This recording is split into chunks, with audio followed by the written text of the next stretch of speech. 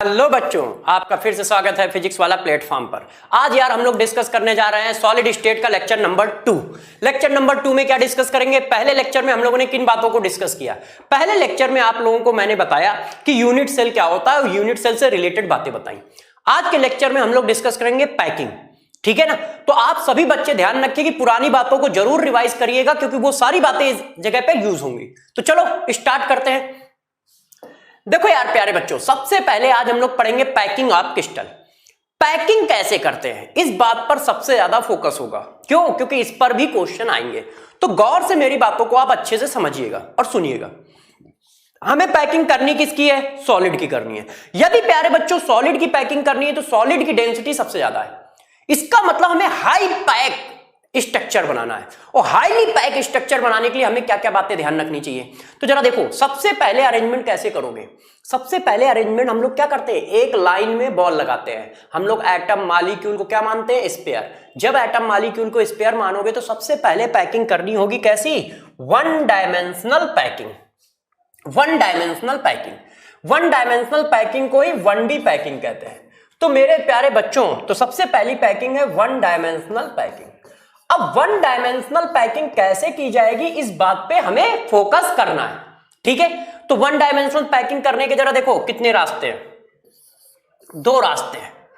दो टाइप से आप वन डायमेंशनल पैकिंग कर सकते हो। पहला, आप एटम को एक दूसरे से क्या रखो, थोड़ा सा दूर दूर रखो, ऐसे। दूसरा रास्ता है कि आप एटम को अटैच करके रखो, इस तरह से, इस तरह से। ये देखो, वन डायमेंशनल पैकिंग को ही बोला जाता है पैकिंग अलोंग ए लाइन। पैकिंग अलोंग ए लाइन। एक लाइन के अलोंग पैकिंग। क्यों? वन डायमेंशनल क्या होता है? एक्स एक्सिस, बस ऐसे ही तो जाओगे। यदि इधर भी चले गए तो वो वाई एक्सिस हो गया, तो टू डायमेंशनल हो गई ना मेरे दोस्तों। ये तो आप हमसे ज्यादा ही जानते हो यार। तो चलो देखो, एक लाइन में एटम रखने के दो रास्ते हैं। एक रास्ता ये है, एक रास्ता ये है। अब मेरे दोस्तों बताओ, यदि सॉलिड की डेंसिटी सबसे हाई होती है तो जरा बताओ, क्या ये वाला रास्ता सही है कि ये वाला रास्ता सही है? तो सभी बच्चे जानते हैं कि ये गलत है। इस तरह से हम पैकिंग नहीं करेंगे। इसका मतलब एक लाइन में एटम कैसे अरेंज होंगे? इस तरह से अरेंज होंगे। और इसी चीज को यहां पर दिखाया गया है। ये वन डायमेंशनल पैकिंग है। एटम एक दूसरे से क्या है? टच कर रहे हैं, कुछ इस तरह से। ये देखिए, ये देखिए। तो वन डायमेंशनल पैकिंग ऐसी होती है, मतलब एक लाइन में एटम इस तरह से रखे जाएंगे। इतनी बात क्लियर हो गई। अब वन डायमेंशनल पैकिंग के आगे चलते हैं। अब बात करते हैं टू डायमेंशनल पैकिंग। अब किसकी बात कर रहे हैं? टू डायमेंशनल पैकिंग की बात कर रहे हैं। अब टू डायमेंशनल पैकिंग का मतलब क्या होता है, जरा बात को समझो। अब हमें क्या करना है? लाइन के नीचे भी एटम रखने। कैसे? गौर समझिएगा। पहले तो प्यारे बच्चों हम लोगों ने ऐसे एटम रख लिए, इस तरह से। ये देखो, ये आ गया, फिर ये आ गया, फिर ये आ गया, फिर ये आ गया, ऐसे। अब हमें टू डायमेंशनल पैकिंग करनी, तो इसके नीचे एटम रखने हैं। तो इसके दो तरीके हैं। टू डायमेंशनल पैकिंग के भी दो तरीके हैं। पहला नंबर, एटम के जस्ट नीचे एटम रखो, इस तरह से। एटम के जस्ट नीचे एटम रखोगे तो ये अरेंजमेंट आएगा दोस्तों। ये देखो, एटम के जस्ट नीचे एटम रखने पर। दूसरा क्या हो सकता है? दूसरा रास्ता ये हो सकता है प्यारे बच्चों कि एटम जहां ज्वाइंट होते हैं, मतलब जो डिस्पर्सन पॉइंट है, उस जगह पे एटम रख दो। ये देखो, जहां पर एटम ज्वाइन हो रहा है वहां पर, उसको डिस्पर्सन पॉइंट कहते हैं। डिस्पर्सन पॉइंट पे आप एटम रख दो, इस तरह से। तो यार दूसरा रास्ता मेरे दोस्त क्या है? दूसरा रास्ता ये है कि हम इस तरह से एटम को रख दें। ये देखिए, इस तरह से। जब आप इस तरह से एटम रखते हो तो अलग अरेंजमेंट आता है, इस तरह से एटम रखते हो तो अलग अरेंजमेंट आता है। ये अरेंजमेंट ये वाला है। ये देखो, एटम के नीचे एटम। जब एटम के नीचे एटम रखते हो तो ये क्या बनता है? स्क्वायर। इसीलिए कहते हैं इसको स्क्वायर क्लोज पैकिंग। तो प्यारे बच्चों इसको क्या नाम देते हैं? Square close packing. अब यहां पे क्या बनना है? हेक्सागन। ये देखो, ये देखिए, इनको मिलाने से हेक्सागन बना, इसीलिए इसका नाम रखा जाता है हेक्सागोनल क्लोज पैकिंग। क्या नाम रखा गया प्यारे बच्चों? Hexagonal close packing. तो ये वाली स्क्वायर क्लोज पैकिंग है, इसमें स्क्वायर बनता है इस तरह से। मैं कलर चेंज कर देता हूं जैसे आपको समझ में आए, ये देखो, इसीलिए इसको स्क्वायर क्लोज पैकिंग कहते हैं। और इसमें क्या बनता है, हेक्सागन बनता है इस तरह से, इसीलिए इसको हेक्सागोनल क्लोज पैकिंग कहते हैं। तो मैंने आपको क्या बताया, पहली लेयर वन डायमेंशनल पैकिंग में एक लाइन में एटम रखने थे, उसके दो तरीके थे, चिपका के रख दो, दूर दूर रख दो। तो आपको तो वैसे ही चिपका के पसंद है, इसलिए चिपका के रख दिए गए, क्यों, डेंसिटी हाई हो गई। अब टू डायमेंशनल में फिर दो रास्ते हैं, फिर दो रास्ते कैसे, एक एटम के नीचे एटम रखना या उनके डिस्पर्सन पॉइंट पे एटम रखना। अब इन दोनों में कौन ज्यादा सही है, ये कौन डिसाइड करेगा। तो हमारा एम क्या है, हमारा एम है मैक्सिमम पैकिंग करना। मैक्सिमम पैकिंग करने का मतलब हो जिसमें पैकिंग फ्रैक्शन ज्यादा होगा, वो वाली हम लेयर लेंगे। तो पहली लेयर जो बनेगी या तो ये बनेगी या ये बनेगी। अब इसमें से कौन सी लेयर हम सेलेक्ट करेंगे, ये कौन डिसाइड करेगा, ये डिसाइड करेगा इनका पीएफ फैक्टर। वो पीएफ फैक्टर कैसे निकाला जाता है, जरा देखो, आप पीएफ फैक्टर निकाल रहे हो टू डायमेंशनल पैकिंग में, टू डायमेंशनल पैकिंग में आप पीएफ फैक्टर निकाल रहे हो, टू डायमेंशनल पैकिंग में। तो टू डायमेंशनल पैकिंग में पीएफ फैक्टर निकालने का फार्मूला जरा देखो, नंबर ऑफ एटम, गौर समझिएगा, into area of atom. Area of atom का मतलब सर्किल, एरिया ऑफ सर्किल, क्योंकि हमने एटम को क्या माना, सर्किल, टू डायमेंशनल में। यदि तुम उसको स्फीयर कह दोगे तो स्फीयर थ्री डायमेंशनल ज्योमेट्री होती है। अब टू डायमेंशनल पैकिंग कर रहे हो तो मेरे दोस्त उस एटम को हम सर्किल बोलेंगे। और फिर क्या कहोगे, एरिया ऑफ स्ट्रक्चर, जो भी स्ट्रक्चर आपने बनाया है। ये देखो, अब जैसे हम स्क्वायर क्लोज पैकिंग को लें, तो स्क्वायर क्लोज पैकिंग में हम यदि बात करें तो पीएफ कितना आएगा, जरा गौर से समझो, आपको निकाल के बता देता हूं। ये देखिए, स्क्वायर क्लोज पैकिंग में इसका पीएफ निकालना है, तो ये वाला पार्ट कितना है, 1/4, ये वाला पार्ट कितना है, 1/4, ये वाला पार्ट कितना है, 1/4, ये पार्ट कितना है, 1/4। एटम 1/4 में ही डिवाइड होगा ना, क्यों, 90 एंगल बना हुआ है। तो 1/4, ये 1/4, ये 1/4, ये 1/4, ये मिलके कितना हो गया, इस एरिया के अंदर एक एटम हो गया। तो number of atom 1, area of circle pi r square. अब ये क्या हुआ, एरिया ऑफ स्ट्रक्चर, स्ट्रक्चर कैसा है, स्क्वायर है, और स्क्वायर का स्ट्रक्चर है तो कैसे बनाओगे, एरिया ऑफ स्क्वायर क्या होता है, a इंटू बी, मतलब r इंटू आर, और r इंटू आर की वैल्यू रख दो, सॉरी r इंटू आर नहीं, एक मिनट इसको रफ करता हूं, a इंटू ए, मतलब a स्क्वायर। अब उसकी वैल्यू रख दो प्यारे बच्चों, उसकी वैल्यू क्या है, 2r का स्क्वायर, स्क्वायर का एरिया a स्क्वायर, और a स्क्वायर की वैल्यू क्या है, 2r। ये देखो, इस तरह से ध्यान दीजिए, ये देखिए, ये 2r ही तो हुई, r रेडियस ये, r रेडियस ये। तो जब आपने इसका पीएफ निकाला तो ये अराउंड आएगा 78%, ऐसे। तो जरा बच्चों समझो, इसकी पैकिंग कितनी है, 78%, और मेरे दोस्तों इसकी पैकिंग कितनी है, इसी फार्मूले से निकालोगे तो अप्रॉक्स 91% आएगी। हेक्सागोनल की 91% के आसपास आएगी, और स्क्वायर क्लोज पैकिंग की कितनी आएगी, 78% के आसपास आएगी। अब बताओ मेरे दोस्तों, इन दोनों में से कौन पैक ज्यादा है। तो सभी बच्चे चिल्ला के बोलेंगे कि सर 91% ज्यादा होता है, आप भी मजाक कर रहे हो। तो यदि 91% ज्यादा है तो इसका मतलब ऑलवेज ऑलवेज लेयर कैसी फॉर्म करोगे, ऐसी फॉर्म करोगे। तो एक लेयर हमेशा ऐसी बनेगी।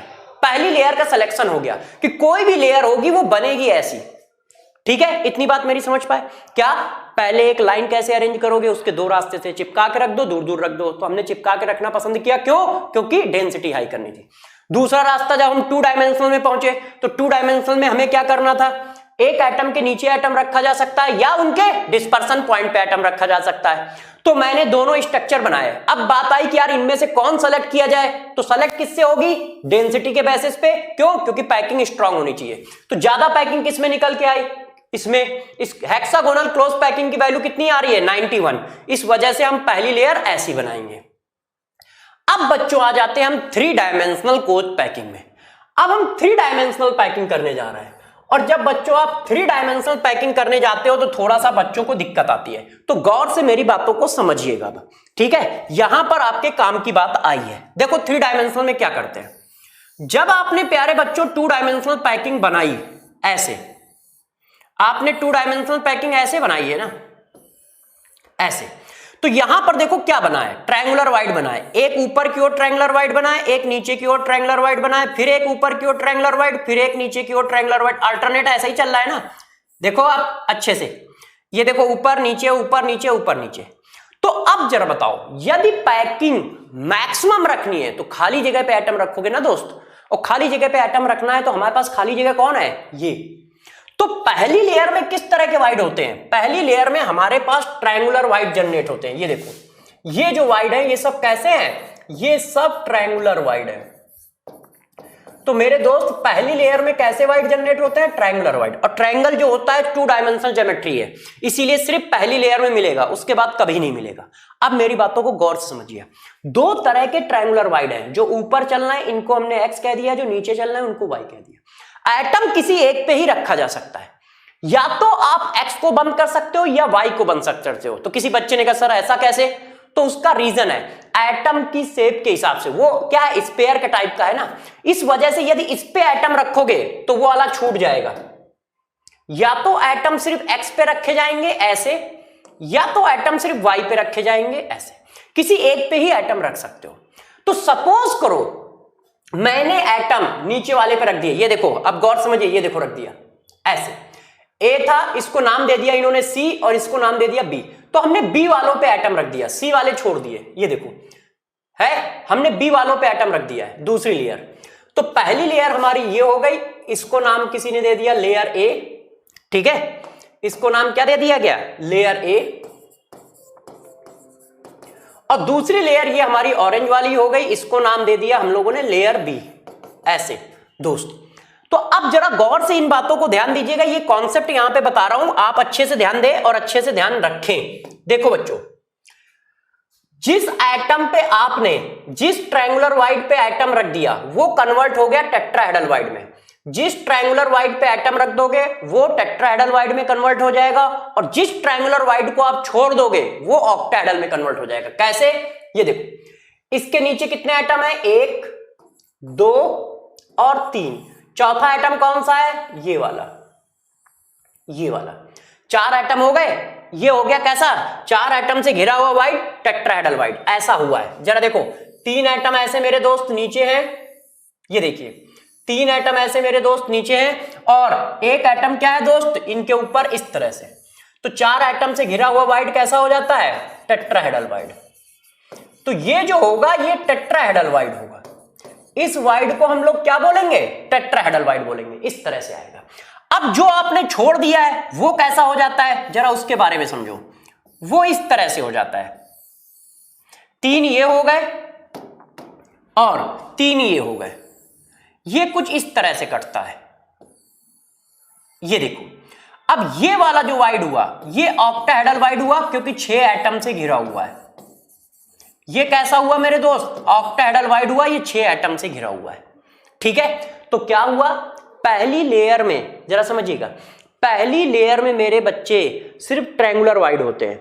जिस ट्रायंगुलर वाइड पे एटम रख दोगे वो टेट्राहेड्रल में कन्वर्ट हो जाएगा, जिसको छोड़ दोगे वो ऑक्टाहेड्रल में कन्वर्ट हो जाएगा। ये देखो जिस पर आपने एटम रख दिए, ठीक है, वो हमारा टेट्राहेड्रल में कन्वर्ट हो गया। ये देखिए, ये देखो एटम रख दिए टेट्राहेड्रल में कन्वर्ट हो गया, एटम रख दिए टेट्राहेड्रल में कन्वर्ट हो गया। जिसको आपने छोड़ दिया, इस ट्रायंगुलर वाइड को छोड़ दिया, तो ये ऑक्टाहेड्रल में कन्वर्ट हो गया। ये देखिए सी वाले को आपने छोड़ रखा है, ये ऑक्टाहेड्रल में कन्वर्ट हो गया।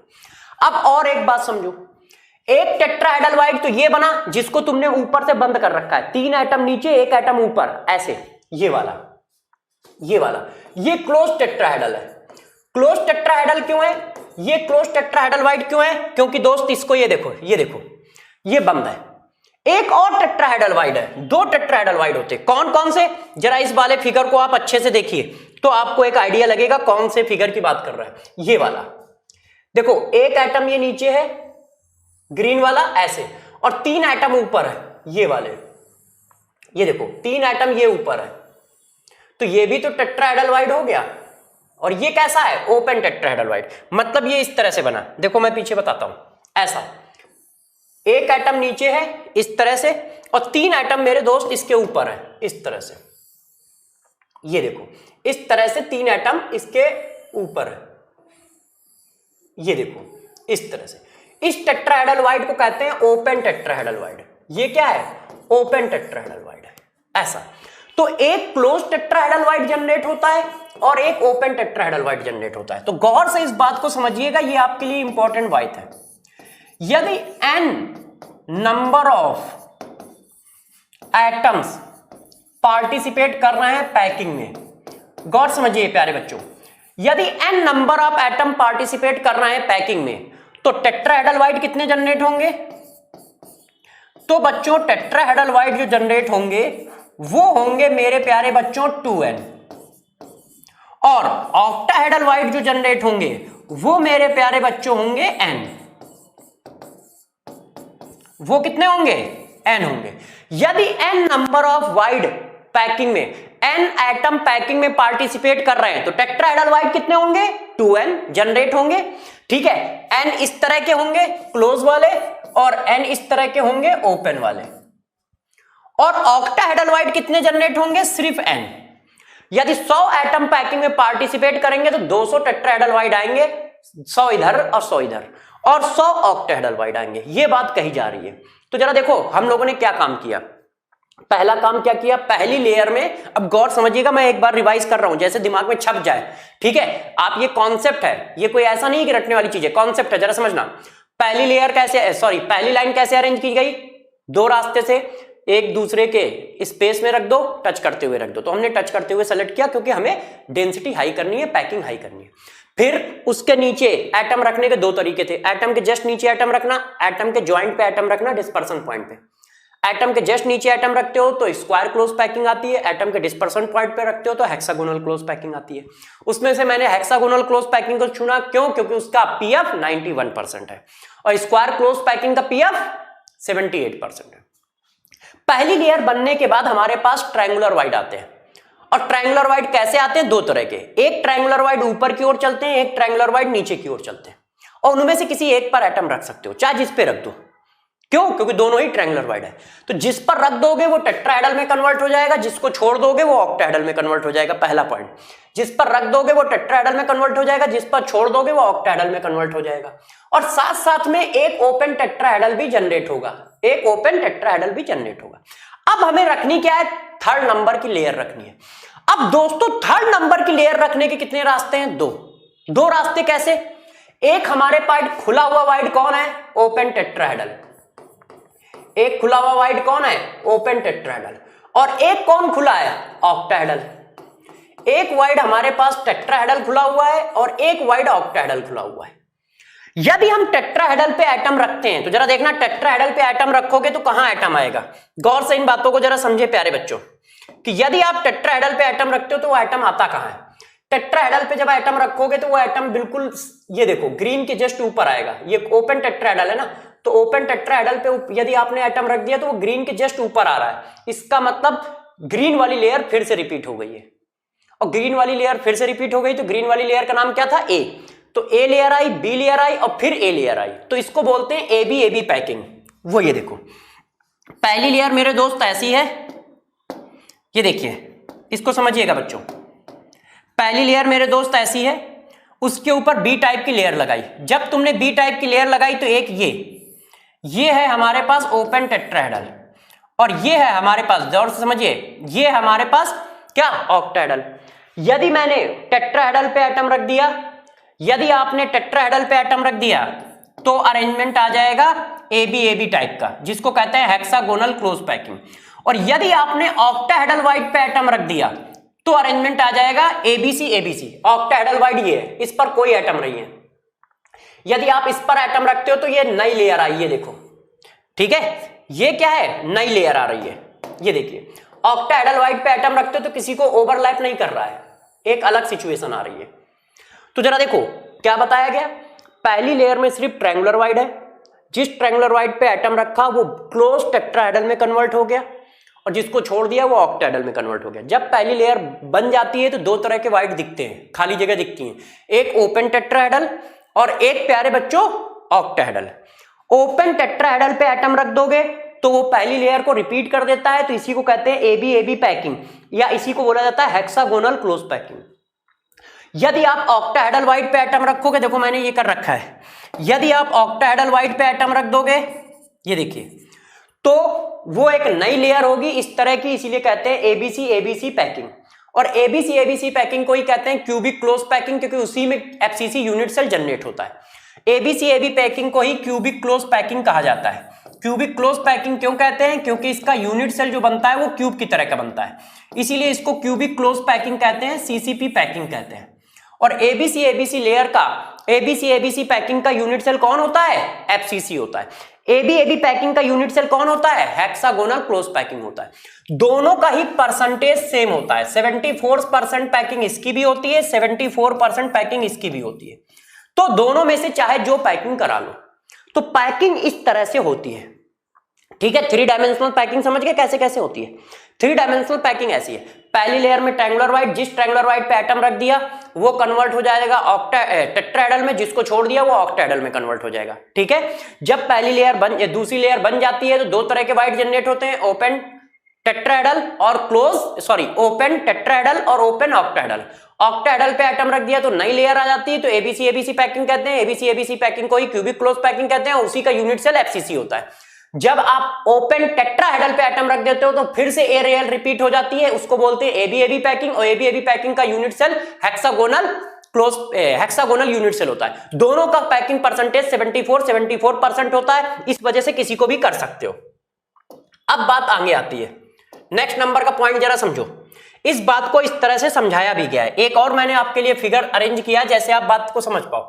देखो टेट्राहेड्रल वाइड दो तरह के हैं, एक को नाम दिया गया है बी, एक को नाम दिया गया है सी। आपने बी वाले टेट्राहेड्रल वाइड पे एटम रख दिया है, ये देखो बी वाले टेट्राहेड्रल वाइड पे एटम रख दिया है, तो ये कन्वर्ट हो गया है किसमें? क्लोज टेट्राहेड्रल में। ये कन्वर्ट हो गया है मेरे दोस्त क्लोज टेट्राहेड्रल में, और ये कन्वर्ट हो गया है ऑक्टाहेड्रल वाइड में, ऐसे ऑक्टाहेड्रल वाइड। ये देखो, अब इसके बाद हमारे पास ये देखो एक ओपन टेट्राहेड्रल आ गया है, ये क्या है? Open tetrahedral void. यदि ओपन टेट्राहेड्रल वाइड पे एटम रखोगे तो इसी के जस्ट ऊपर आएगा, ए के ऊपर आएगा, ये देखो ये इन्होंने दिखाया है। यदि ओपन टेट्राहेड्रल वाइड पे एटम रखा तो ए के ऊपर आ गया, इसीलिए ए लिख दिया गया है। तो ये हो गई SCP cubic close ABC packing, और एबीसी पैकिंग का यूनिट से लिख दिया हेक्सागोनल क्लोज पैकिंग। यदि सी पे एटम रखोगे तो इस तरह की, ये अलग अलग चीज है दो, ये सी पे एटम रखोगे तो अलग तरह का एटम आएगा। क्यों? क्योंकि ये किसी को ओवरलैप नहीं करेगा यदि यहां पे एटम रखते हो, तो इसको बोला गया सीसीपी पैकिंग। सीसीपी पैकिंग का मतलब एबीसी पैकिंग, ठीक है ना दोस्तों, ये चीज थी। अब इस बात को थोड़ा सा और आगे बढ़ाते हैं। देखो अब क्यूबिक क्लोज पैकिंग और एचसीपी पैकिंग में कुछ खास बातें बताते हैं, जरा गौर से समझो। क्यूबिक क्लोज पैकिंग को ही कहा जाता है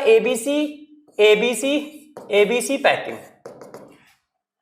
हेक्सागोनल क्लोज पैकिंग को कहते हैं एबी पैकिंग, ठीक है ना दोस्त, इस तरह से। इसका यूनिट सेल कौन होता है? एफसीसी। इसका यूनिट सेल कौन होता है? HCP, cubic close unit cell होता है। इसका परसेंटेज पीएफ कितना होता है? तो मेरे दोस्तों इसका पीएफ होता है 74%। इसका भी पीएफ कितना होता है? 74% होता है। दोनों का पीएफ सेम होता है, बस ये क्यूब होता है, ये हेक्सागन होता है, इतना होता है। 4 नंबर ये क्यूब होता है। क्यूबिक क्लोज पैकिंग में जो यूनिट सेल जनरेट होता है वो क्यूब जनरेट होता है, इस तरह से, इस तरह से। कहां कहां एटम होगा? कॉर्नर पे मेरे दोस्त एटम होगा, और सेंटर के मिड पॉइंट पे एटम होगा। कॉर्नर पे एटम है और फेस के मिड पॉइंट, सेंटर का मिड पॉइंट मतलब फेस के मिड पॉइंट से कहना है मेरा, ध्यान रखिए, फेस के मिड पॉइंट पे एटम होगा। ये देखो ये इस तरह से। और इसमें कहां पे एटम होता है? ये हेक्सागन होता है। तो हेक्सागन में मेरे दोस्तों कहां पे एटम होता है? तो ध्यान रखिएगा, यदि हेक्सागन होगा तो कॉर्नर पे एटम होगा। इस तरह से आप हेक्सागन को बना सकते हैं। थोड़ा सा फिगर पर ध्यान दें, बहुत अच्छा फिगर नहीं बनेगा, मैनेज कर लीजिएगा इसको। ये देखिए एटम कहां कहां पे होंगे? तो यदि एटम देखना चाहते हैं तो कॉर्नर पे होंगे, इस तरह से सभी कॉर्नर पे हो जाएंगे। और फेज ये इस जगह पे एटम होंगे और 3 एटम अंदर होंगे इस तरह से। ये यूनिट सेल आएगा हमारा, ठीक है। अब और आगे बात करते हैं। अब बात आते हैं वाइड। देखो मोस्ट इंपॉर्टेंट पॉइंट, वाइड जब पैकिंग हो जाती है तो कितने तरह के वाइड जनरेट होते हैं और उनका रोल क्या है, ये इंपॉर्टेंट पॉइंट है। आप सभी बच्चे अच्छे से समझेंगे, जहां पर दिक्कत होगी बताएंगे। सबसे पहला वाइड है ट्रायंगुलर वाइड। ये मिलता कहां है, इसकी लोकेशन क्या है, फर्स्ट लेयर पे। ये फर्स्ट लेयर पे मिलता है और फर्स्ट लेयर पे कहां पे, 2 डायमेंशनल पैकिंग में। ये 2 डायमेंशनल वाइड होता है, ठीक है ना। ट्रायंगुलर वाइड फर्स्ट लेयर में मिलता है। ये देखो आपको मैंने अभी पीछे पढ़ाया भी है, जब आप इस तरह से रखते हो तो ये देखो वाइड आता है इस तरह से, ये देखो ट्रायंगुलर वाइड आता है, ठीक है। अब उसके बारे में बात करते हैं। तो यहां पर जब आपने इतनी बात की तो एक बात और करते हैं, ट्रायंगुलर वाइड के बारे में गौर से समझिएगा और इस बात को ध्यान भी रखिएगा। किसी ने पूछा इस ट्रायंगुलर वाइड पे, गौर समझना, किसी ने मेरे से पूछा इस ट्रायंगुलर वाइड पे सबसे बड़ा एटम किस साइज का रखा जा सकता है। Find out the radius of atom which is put in triangular wide. Find out the maximum radius of atom. तो जरा देखो वो रेडियस कितनी होती है, जो टेट्राहेड्रल वाइड पे एटम रखा जा सकता है उसकी रेडियस जो होती है 0.155 इंटू RA होती है। ये रिलेशन याद रखिएगा, आपके काम का है। सबसे बड़ा जो एटम रखा जा सकता है टेट्राहेड्रल वाइड पे उसकी रेडियस कितनी, ट्रायंगुलर वाइड पे, ट्रायंगुलर वाइड पे उसकी रेडियस होती है एटम की रेडियस का 0.155 टाइम्स। ये क्या है, ये है रेडियस ऑफ एटम्स, इसको काट दो, radius of atom which is put in triangular wide। ये एटम की रेडियस है जो ट्रायंगुलर वाइड पे रखा जा सकता है, उसकी रेडियस है। और कितनी है, यदि इस एटम की रेडियस आप RA मानते हो तो ये जो वाइड है इसकी रेडियस RV मानते हो तो एटम की रेडियस का 0.155 टाइम्स एटम रखा जा सकता है। तो यदि मेरे से कोई पूछता है कि एक एटम की रेडियस 10 पिकोमीटर है तो बताओ जरा, यदि हमने उससे फर्स्ट लेयर बनाई है तो ट्रायंगुलर वाइड पर कितना बड़ा एटम रखा जा सकता है, मैक्सिमम साइज उसका कितना होगा, तो आप उसकी रेडियस इस फार्मूले से निकाल सकते हो, ठीक है।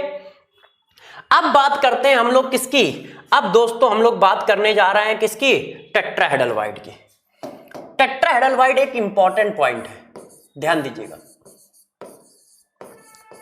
टेट्राहेड्रल वाइड ये इंपॉर्टेंट है। ये कहां मिलता है जरा समझो, ये कहां पे मिलता है, इसके लिए मैं थोड़ा सा पीछे चलता हूं। ये देखो टेट्राहेड्रल वाइड जो होता है, ये देखो आपने क्या बनाया, बॉडी डायगोनल, ये बॉडी डायगोनल है ऐसे, कॉर्नर से बॉडी डायगोनल की 1/4 डिस्टेंस पर।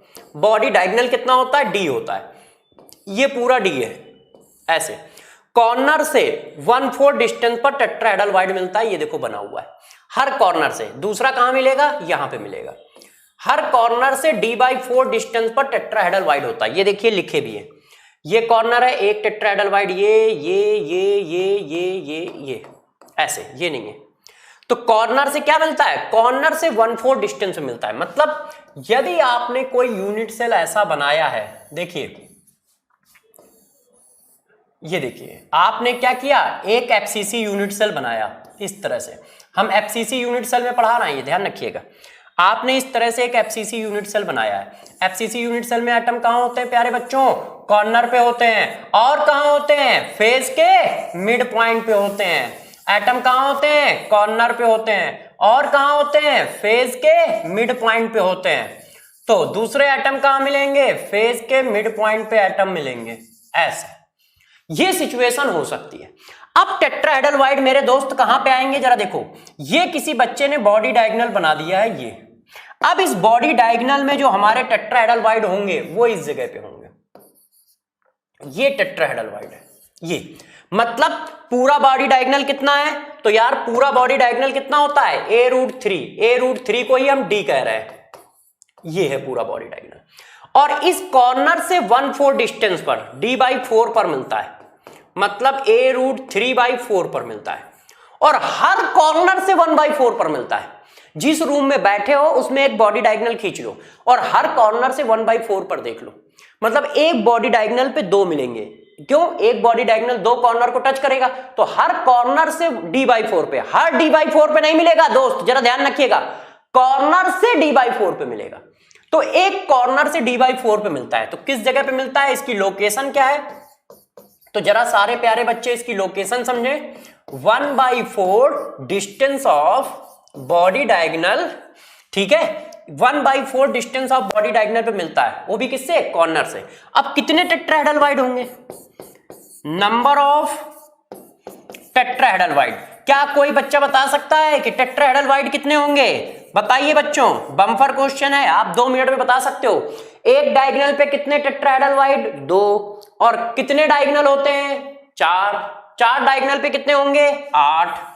तो number of tetrahedral in FCC unit cell, in FCC unit cell कितने आएंगे? 8 आएंगे। Number of tetrahedral in FCC unit cell, number of tetrahedral in FCC unit cell कितने आएंगे? 8 आएंगे। ये देखो इस तरह से कर लोगे ना कि एफसीसी यूनिट सेल में कितने टेट्राहेड्रल आएंगे? 8 टेट्राहेड्रल होंगे, ठीक है। और सब के सब क्या है? एटम के अंदर है, और सब के सब क्या है? यूनिट सेल के अंदर। और यदि यूनिट सेल के अंदर है तो कितने पार्ट में डिवाइड होंगे? एक पार्ट में। कितने पार्ट में डिवाइड होंगे? एक पार्ट में डिवाइड होंगे, ठीक है। इस बात को समझ गए? अब जरा देखो यार प्यारे बच्चों, किसी भी टेट्राहेड्रल को कौन कौन से एटम टच करेंगे? किसी भी टेट्राहेड्रल को कौन कौन से एटम टच करेंगे? तो गौर से मेरी बात को समझिएगा। जिस कॉर्नर से आपने लिया है वो कॉर्नर का एटम कौन कौन टच करता है, जरा देखो। जिस कॉर्नर पे वो टेट्राहेड्रल है उस कॉर्नर का एटम, और उस कॉर्नर को बनाने वाले फेस सेंटर के एटम, और उस कॉर्नर को बनाने वाले फेस सेंटर के एटम। जिस रूम पे बैठे हो उस रूम का कॉर्नर पकड़ लो, तो कौन कौन टच करेगा? वो कॉर्नर टच करेगा। अब उस कॉर्नर पर जरा देखो कौन कौन से फेस टच कर रहा है, उस फेस के फेस सेंटर एटम।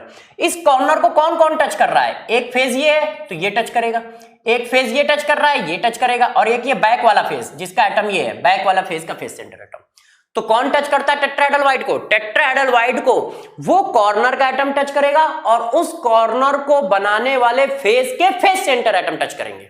4 एटम, ये देखो। तो एफसीसी यूनिट सेल में मेरे दोस्त कितने टेट्राहेड्रल होते हैं? 8। एफसीसी यूनिट सेल में मेरे दोस्त कितने टेट्राहेड्रल होते हैं? 8। ये जरूरी बात है, इसलिए ध्यान रखना, ठीक है। कहां पे होते हैं, उनकी लोकेशन क्या है? कॉर्नर से d/4 डिस्टेंस पर होते हैं, कॉर्नर से d/4, हर कॉर्नर से d/4 पर होंगे। नेक्स्ट, अब जरा देखो यार ऑक्टाहेड्रल कहां होते हैं? तो जरा देखो इनकी लोकेशन क्या है, ऑक्टाहेड्रल की लोकेशन बताओ कि यार ऑक्टाहेड्रल की लोकेशन क्या होगी मेरे दोस्त। तो जरा देखो ये कहां होते हैं।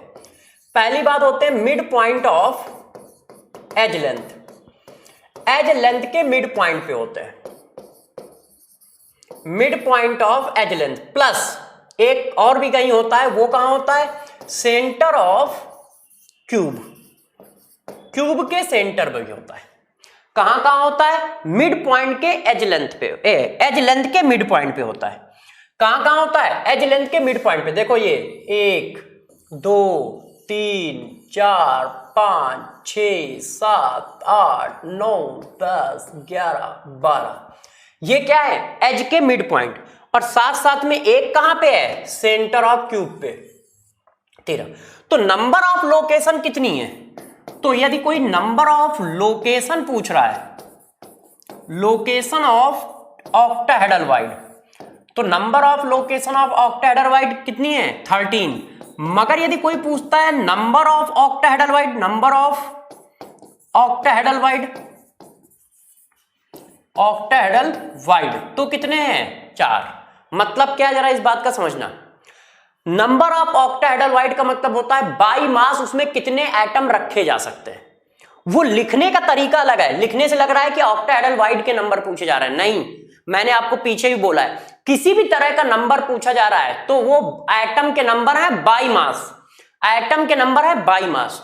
तो यार बाई मास इसमें 4 एटम होते हैं। किसी ने कहा सर कैसे होते हैं, तो मेरे दोस्तों जरा ये बताओ, एज पर कोई एटम होता है तो उसका कंट्रीब्यूशन कितना होता है 1/4। मैंने पीछे पढ़ाया है कि यदि कोई एटम एज पे है तो कंट्रीब्यूशन 1/4, कोई एटम कॉर्नर पे है तो कंट्रीब्यूशन 1/8, कोई एटम फेस पे है तो कंट्रीब्यूशन 1/2, और कोई एटम यूनिट सेल के अंदर है तो पूरा का पूरा कंट्रीब्यूशन।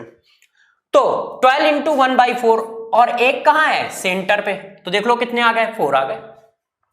तो number of octahedral void in FCC unit cell, तो number of octahedral void in FCC unit cell मेरे दोस्तों कितने हैं 4, लोकेशन वाइज कितने हैं 13, मगर उसमें एटम कितने होते हैं 4। तो हमें तो सिर्फ ये याद रखना होता है कि नंबर ऑफ ऑक्टाहेड्रल वाइड कितने हैं एफसीसी में, तो कितने रखोगे 4 रखोगे। अब बताओ यार क्यूबिक वाइड कहां पाया जाता है, cubic wide last and final wide में से क्यूबिक वाइड कहां पाया जाता है, कोई बच्चा बता सकता है कि यार क्यूबिक वाइड कहां पाया जाता है, बताइए इसकी लोकेशन कहां है, क्यूबिक वाइड की लोकेशन कहां है, जरा ध्यान दो। ठीक है, सेंटर ऑफ मेरे दोस्तों primitive unit cell, primitive unit cell, primitive unit cell के सेंटर पे। प्रिमिटिव यूनिट सेल को ही सिंपल यूनिट सेल भी कहते हैं, सिंपल यूनिट सेल। ये देखो प्रिमिटिव यूनिट सेल का जो सेंटर होता है वहां पर हमारे पास ऐसा वाइड मिलता है जो 8 एटम से घिरा होता है, इसीलिए उसको क्यूबिक वाइड मेरे दोस्त बोलते हैं। कैसे, ये देखिए प्रिमिटिव यूनिट सेल, ध्यान है ना कि कहां एटम होते हैं, प्रिमिटिव यूनिट सेल में सिर्फ कॉर्नर पे एटम होते हैं। तो यार एटम कहां पे है मेरे दोस्त, कॉर्नर पे है, तो सिर्फ कॉर्नर पे एटम है। ये देखो एटम कहां पे है, सिर्फ कॉर्नर पे है। इस तरह से प्रिमिटिव यूनिट सेल ऐसा होता है, सिर्फ एटम कॉर्नर पे होते हैं। और इस तरह से एक वाइड रहता है यहां पर, इस तरह से, और ये वाइड यहां पर कैसे है, उसका एक रीजन है, गौर समझिएगा। मैंने ये बात आपको प्रिमिटिव यूनिट सेल में बताई थी कि कॉर्नर के एटम एक दूसरे को लेंथ वाले टच करते हैं, सभी एटम एक दूसरे को नहीं टच करते, जो लेंथ पे होते हैं वो एक दूसरे को टच करते हैं ऐसे, बस लेंथ वाले कॉर्नर एटम टच करते हैं, फेस डायगोनल कॉर्नर एटम नहीं टच करते, बॉडी डायगोनल कॉर्नर एटम नहीं टच करते। इसका मतलब ये जगह खाली रहेगी, और ये हमारा क्यूबिक वाइड होता है। क्यों, क्योंकि 8 एटम से घिरा हुआ है। क्यों दोस्तों, क्योंकि 8 एटम से घिरा हुआ है, इसीलिए इसका नाम क्या होता है, क्यूबिक वाइड होता है। ठीक है, इस तरह से। तो क्यूबिक वाइड कहां मिलता है, प्रिमिटिव यूनिट सेल में, या सिंपल क्यूबिक यूनिट सेल कहां पे होता है, सेंटर ऑफ क्यूब में होता है। अब किसी बच्चे ने ये बात जो यहां पूछी थी वो बात यहां पर भी तो पूछ सकता है। आपने बताया कि ट्रायंगुलर वाइड पे मैक्सिमम किस साइज का एटम रखा जा सकता है, ट्रायंगुलर वाइड पे मैक्सिमम किस साइज का एटम रखा जा सकता है। उसी तरह से ये भी तो है कि कोई बच्चा हमसे ये भी तो पूछ सकता है कि टेट्राहेड्रल वाइड पे मैक्सिमम किस साइज का एटम रखा जा सकता है कि नहीं, क्या ये नहीं पूछ सकता। Find out radius of atom which is put in tetrahedral wide।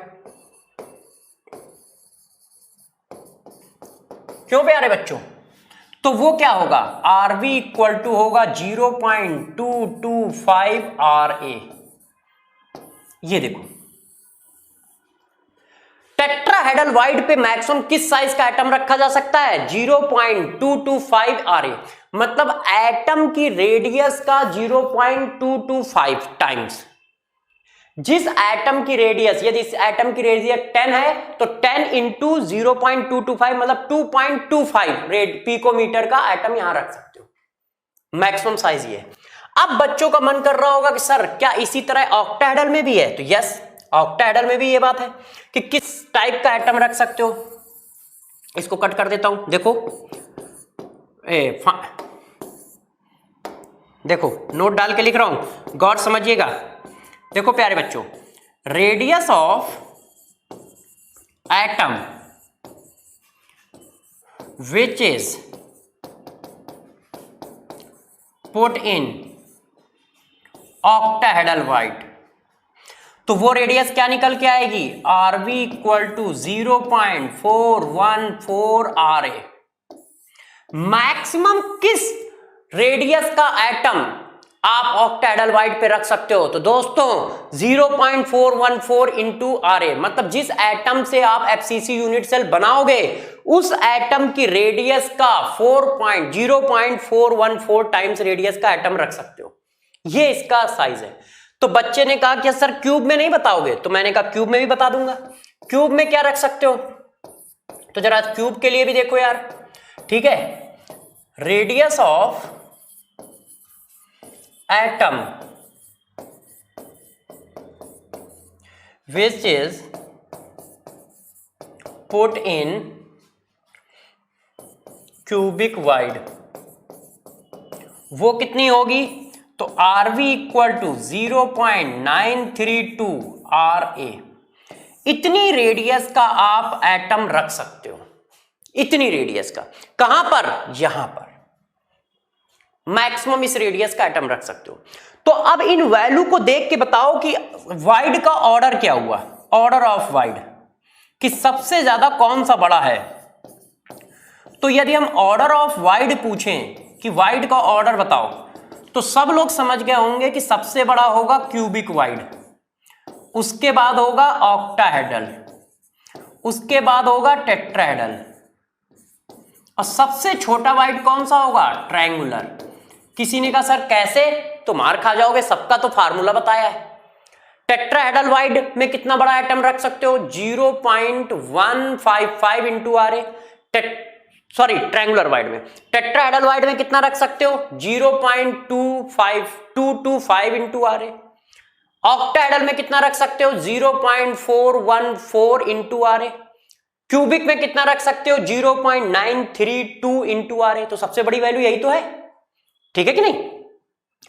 अब यार जरा देखो, आपको क्या पता चल गया है, ये वाइड तो पढ़ा दिए, अब गौर से मेरी बात को समझिए, आपको वाइड पता चल गए, ठीक है। जब आपको वाइड पता चल गए हैं तो आप वहां पे फार्मूला ऑफ क्रिस्टल भी निकाल सकते हो। तो फार्मूला ऑफ क्रिस्टल के एक आध क्वेश्चन बता सकता हूं, जरा ध्यान दो कैसे। किसी ने कहा ए एटम जो है वो FCC अरेंज है, गौर समझिएगा, ए एटम FCC अरेंज है, का मतलब CCP पैकिंग है, शॉर्टकट में लिख रहा हूं। बी एटम जो है ऑल टेट्राहेड्रल वाइड पे है, ऑल टेट्राहेड्रल वाइड पे है, ठीक है। और सी एटम जो है ऑल ऑक्टाहेड्रल वाइड पे है। तो मेरे से पूछ रहा है फार्मूला ऑफ क्रिस्टल क्या होगा, find out formula of crystal, formula of crystal, formula of crystal पूछा जा रहा है बच्चों। तो बताओ कैसे बताएंगे। तो मैंने आपको फार्मूला ऑफ क्रिस्टल निकालना कैसे सिखाया था, सभी बच्चों को याद है। तो मैंने आपको क्या बताया था फार्मूला ऑफ क्रिस्टल में, कि फार्मूला ऑफ क्रिस्टल कैसे निकाला जाता है, एटम के नंबर का ratio he formula of crystal है। तो जरा बताना ए कहां पर है। यदि दोस्तों ए FCC है, तो FCC है तो नंबर ऑफ एटम कितने होंगे, 4। बी कहां रखा है, बी सभी के सभी टेट्राहेड्रल वाइड पे रखा है। यदि दोस्तों वो सारे के सारे टेट्राहेड्रल वाइड पे रखा है, तो FCC में कितने टेट्राहेड्रल वाइड होते हैं, 8, और सब के सब अंदर होते हैं, तो एटम के नंबर कितने हो गए, 8।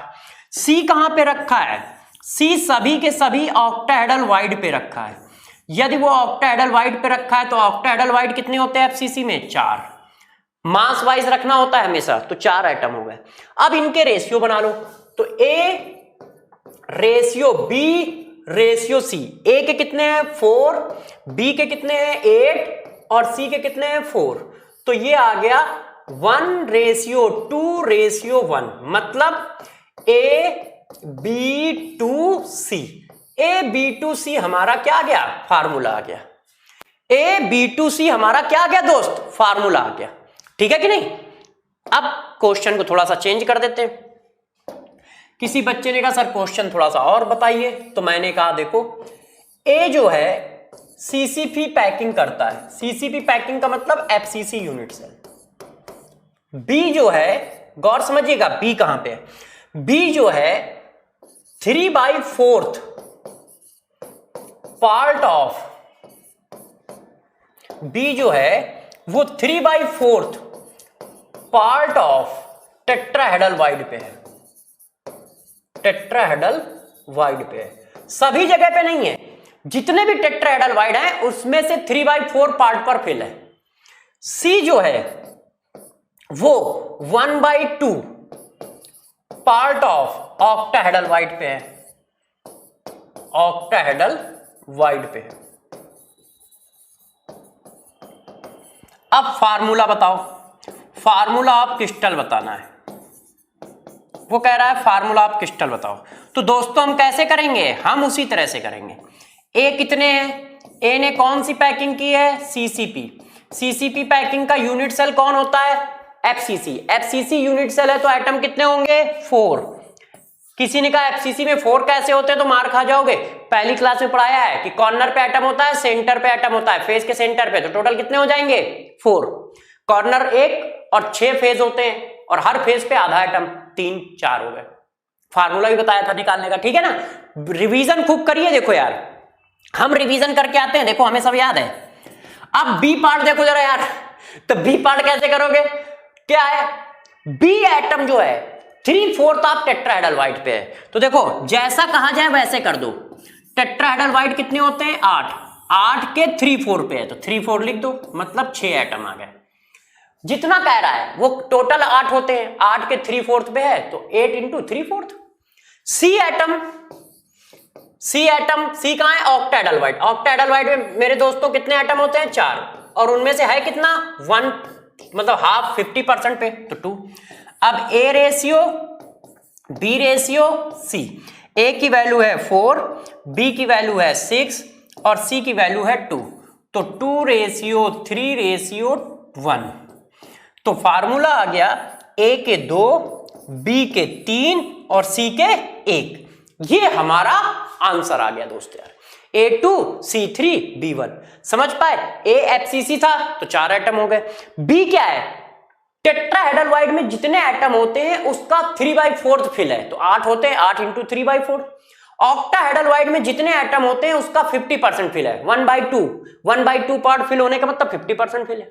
बस रेशियो बना दिया, एटम आ गए। तो अब जरा देखो ये रेडियस रेशियो क्या चीज होता है, इस पर डिस्कशन करते हैं कि रेडियस रेशियो क्या है और इसको हम कैसे निकालते हैं। तो देखो रेडियस रेशियो होता क्या है, पहले इसको अच्छे से तुम समझो मैथ्स के फॉर्म में कि ये क्या चीज है, ठीक है। रेडियस रेशियो ये करता क्या है, ये करता है major,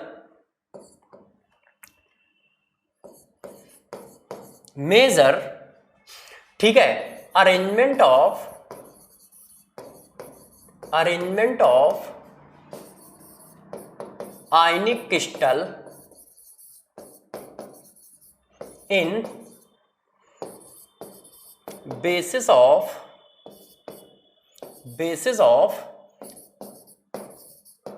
radius ratio of cation and anion। Anion और कैटायन के बेसिस पर ये क्या करता है, ये मेजर करता है रेडियस रेशियो, और रेडियस रेशियो से क्या मिल जाता है, आयनिक क्रिस्टल का अरेंजमेंट मिल जाता है, कौन कहां रखा है, कैसे। देखो हमने कैटायन की रेडियस निकाली, एनायन की रेडियस निकाली, इनका रेशियो ले लिया।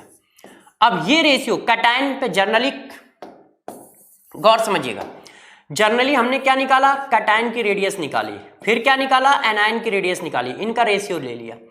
कैटायन की रेडियस निकाल रहे हो तो कैटायन को हम लोग किससे रिप्लेस कर रहे हैं, वाइड से। एनायन को किससे रिप्लेस कर रहे हैं, एटम से। क्यों, क्योंकि वाइड जो होता है वो स्मॉल साइज का होता है, और यदि यार वो स्मॉल साइज का है तो जनरली वहां पर स्मॉल एटम रहेगा, और स्मॉल एटम कौन होता है, कैटायन। तो कैटायन जनरली क्या होते हैं, वाइड पे रहते हैं। लैटिस पॉइंट पे कौन रहता है, लैटिस पॉइंट उसको कहते हैं जो एटम का अरेंजमेंट होता है, वो होते हैं लार्ज साइज के, और वो लार्ज साइज के होते हैं तो वहां पे कौन होता है, एनायन, क्योंकि एनायन बड़ा होता है। तो इसका मतलब ये वैल्यू हमें ये बताती है कि कैटायन को कहां रखो, एनायन को कहां रखो। और ये बात आप पहले से ही जानते हो। क्यों? आपने यदि टेट्राहेड्रल के लिए ये बात निकाल रखी है, गौर से मेरी बात समझिएगा, आपने कहा था कि टेट्राहेड्रल में ये वैल्यू इतनी होती है, तो आप इसको ऐसे भी तो लिख सकते हो, ये देखो, और इसको तुमने रिप्लेस करा दिया किससे? कैटायन से। इसको रिप्लेस करा दिया एनायन से। तो हमें क्या पता चला? यदि कैटायन और एनायन का रेशियो 0.225 है, इसका मतलब कैटायन टेट्राहेड्रल वाइड पे रखा हुआ है, एनायन लैटिस पॉइंट पे रखा हुआ है। तो ये जो रेडियस रेशियो है, ये मैथमेटिकल कॉन्सेप्ट है आयनिक क्रिस्टल को निकालने का। और वो मैथमेटिकल कॉन्सेप्ट कैसे है? कैटायन की रेडियस निकाल लो, एनायन की रेडियस निकाल लो, डिवाइड कर दो। यदि उसकी वैल्यू 0.225 के आसपास आ रही है, तो इसका मतलब कैटायन टेट्राहेड्रल वाइड पे है और एनायन लैटिस पॉइंट पे है। क्यों? क्योंकि ये टेट्राहेड्रल के लिए निकल के आता है। यदि इसकी वैल्यू 0.414 के आसपास आ रही है, तो इसका मतलब कैटायन ऑक्टाहेड्रल वाइड पे है, एनायन लैटिस पॉइंट पे है। लैटिस पॉइंट कैसा? FCC lattice. यदि इसकी वैल्यू 0.932 के आसपास निकल के आ रही है, इसका मतलब वो प्रिमिटिव यूनिट सेल बना रहा है, मतलब कैटायन सेंटर पे है और एनायन कहां है? सिर्फ कॉर्नर कॉर्नर पे। बात समझ पाए? तो रेडियस रेशियो एक मैथमेटिकल कॉन्सेप्ट है आयनिक क्रिस्टल में अरेंजमेंट को निकालने का, और ये इस तरह से आयनिक क्रिस्टल में अरेंजमेंट को निकालता है। तो कैसे काम करता है? तो जरा देखो, कैटायन अपॉन एनायन, इसको बोलते हैं रेडियस रेशियो। Radius ratio. अब जरा देखो यार, यदि रेडियस रेशियो की वैल्यू 0.155 से लेके 0.225 के बीच में है, तो इसका मतलब ये वाली वैल्यू कहां की थी? ट्रायंगुलर वाइड की। इसका मतलब कैटायन हमारा कहां रहेगा? कैटायन दोस्तों रहेगा ट्रायंगुलर वाइड पे, ट्रायंगुलर वाइड पे। और एनायन कहां रहेगा मेरे दोस्तों? एनायन रहेगा किस पर? लैटिस पॉइंट, मतलब लेयर पे, क्योंकि ये तो लेयर अरेंजमेंट है ना, लेयर फॉर्म करेगा। और कोऑर्डिनेशन नंबर कितना है? देखो, कोऑर्डिनेशन नंबर को CN कहते हैं। तो कोऑर्डिनेशन नंबर कितना होगा? तो मेरे दोस्तों सभी को पता है कि कोऑर्डिनेशन नंबर कितना होगा। ट्रायंगुलर वाइड का कोऑर्डिनेशन नंबर कितना होता है? 3। यदि रेडियस रेशियो की वैल्यू ये आती है 0.225 से लेके 0.414 के बीच में, पहली वाली इनिशियल वैल्यू को लिया जाता है, तो ये किसकी है? टेट्राहेड्रल की। तो इसका मतलब कैटायन कहां होगा? टेट्राहेड्रल वाइड पे होगा। एनायन कहां पे होगा? एफसीसी यूनिट सेल पे होगा। एफसीसी यूनिट सेल फॉर्म करेगा। कोऑर्डिनेशन नंबर कितना होगा? 4। टेट्राहेड्रल का कोऑर्डिनेशन नंबर कितना होता है? 4 होता है। यदि रेडियस रेशियो 0.414 से लेके 0.932 तक है, पहली वाली वैल्यू ये देखो, तो बेटा कैटायन कहां पे होगा? ऑक्टाहेड्रल वाइड पे होगा। एनायन कहां पे होगा? लैटिस पॉइंट पे होगा, मतलब एफसीसी होगा। कोऑर्डिनेशन नंबर कितना होगा दोस्तों? 6। ऑक्टाहेड्रल का कोऑर्डिनेशन नंबर 6।